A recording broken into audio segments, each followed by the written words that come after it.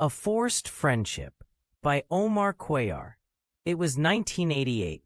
In Woodstock, Vermont, a small town surrounded by wooded hills and picturesque wooden houses, lived Charles, an 11-year-old boy with tousled brown hair and curious eyes, in a modest Victorian house on the main street. His life was quiet, shared with his parents, who worked on the local farm and allowed him to explore the surroundings freely. That summer, however, the routine was disrupted when Daryl, the boy next door, who was also 11, showed up at his door carrying a small suitcase. Daryl's parents had decided to travel to Boston to visit his sick aunt, leaving the boy in the care of Charles's family for an entire week. At first, Charles was thrilled by the idea. Having a constant playmate was a dream come true in a town where friends were scarce. Together they would explore the nearby woods and play until late, Charles imagined. Daryl was a slender boy with blue eyes, freckles scattered across his nose, and a shyness that quickly faded in Charles's company. Yet, for some strange reason Charles did not fully understand, Daryl often peered out the window of the bedroom they shared, his gaze fixed on his own house across the street. Without his parents, the house looked abandoned, wrapped in an aura of desolation that contrasted with its usual liveliness. The curtains stayed drawn, no lights glowed in the windows at dusk, and the old Ford car that Daryl's father usually parked in front was gone, leaving an empty space that only heightened the loneliness of the place. Charles noticed how Daryl's eyes clouded over in those moments, as if an invisible shadow were stalking him. But he chose not to ask why his friend spent so much time missing home. Charles preferred to lose himself in their daytime adventures, collecting stones from the river or making up ghost stories to scare Daryl. One night, in Charles's room, lit only by the dim glow of a globe-shaped table lamp, the two boys lay in their respective beds.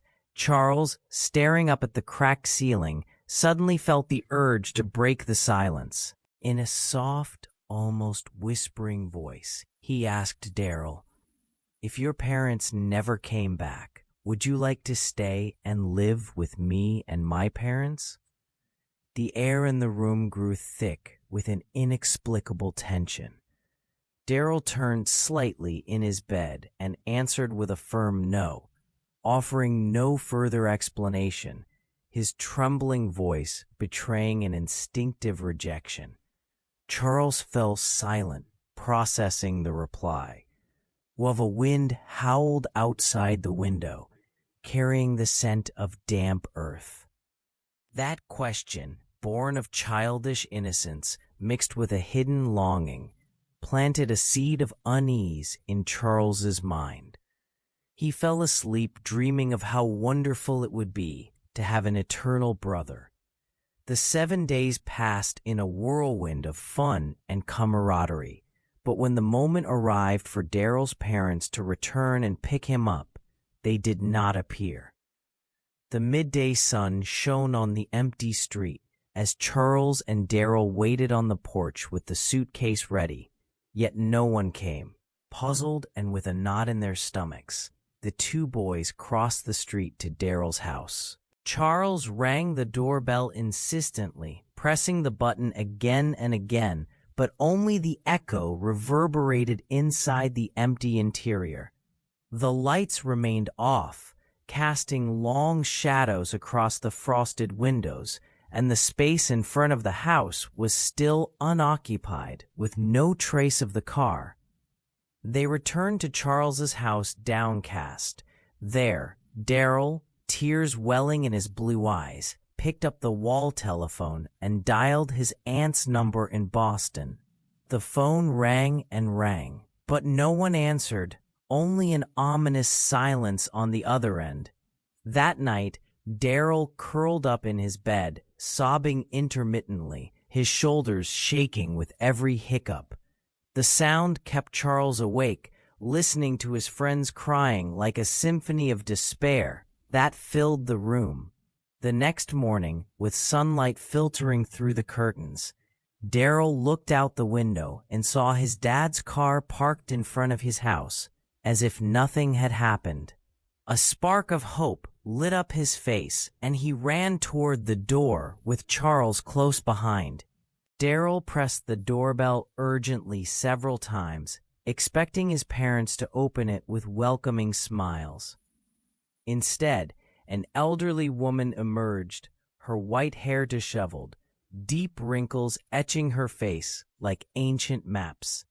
Wearing a floral apron, she looked at the boys in confusion and asked who they were. Daryl stepped back, his face draining of color until it was as white as snow, profoundly shocked and disturbed by the unexpected sight. Without a word, he turned on his heel and ran back to Charles's house, hiding in a dark corner of the bedroom, where he sat with his knees drawn to his chest, breathing frantically as if a panic attack were consuming him, his chest heaving in irregular bursts. Charles, worried about his friend, sat on the dusty floor facing him, trying to calm him with gentle words. The air in the room felt heavy. Once again, Charles asked if he would like to stay a few more days at his house while waiting for his parents to return, offering temporary shelter amid the uncertainty. Daryl, his face twisted in fear, shook his head firmly, a gesture that allowed no argument. Charles, his own face shadowed with sadness, began reciting words that seemed to rise from the depths of his memory, like a forgotten ritual. Surprisingly, Daryl appeared to recognize them and joined in with a trembling voice as bitter tears rolled down his cheeks.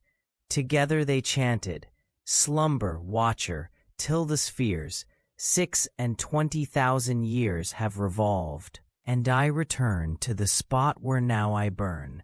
Other stars anon shall rise to the axis of the skies, stars that soothe and stars that bless, with a sweet forgetfulness. Only when my round is o'er shall the past disturb thy door." The words echoed in the room like a supernatural resonance, charged with an arcane power that made the air around them vibrate. When the recitation ended, an absolute silence enveloped the room. Daryl had vanished completely, as if he had never existed, leaving only a pile of fine dust where he had been sitting. Charles stared at the dust, reaching out to touch it with his index finger, feeling its gritty texture. "Where did I fail this time?" he whispered to himself, a mix of frustration and melancholy washing over him. Charles carefully swept the dust and poured it into a clear glass jar. He spent the following days in solitude, reflecting on what had happened. A week later, during a stormy night when thunder boomed like distant cannon fire and lightning flashed across the sky in blinding bursts, Charles sat in the center of his room, surrounded by flickering candles that cast dancing shadows on the walls. Rain pounded the windows furiously, creating the perfect backdrop for his ritual. With a steady voice, he recited the words once more. "Slumber, watcher, till the spheres, 26,000 years have revolved, and I return to the spot where now I burn. Other stars anon shall rise to the axis of the skies, stars that soothe and stars that bless with a sweet forgetfulness. Only when my round is o'er shall the past disturb thy door." The air grew suddenly cold, and before him materialized another boy his own age, appearing out of nowhere with confused eyes and an expression of surprise. The new boy blinked, adjusting to the sudden reality, while Charles smiled with renewed hope. "I'm so glad your parents let you stay at my house for a week," Charles exclaimed with feigned enthusiasm, extending his hand to greet the newcomer. The boy, still disoriented, nodded slowly,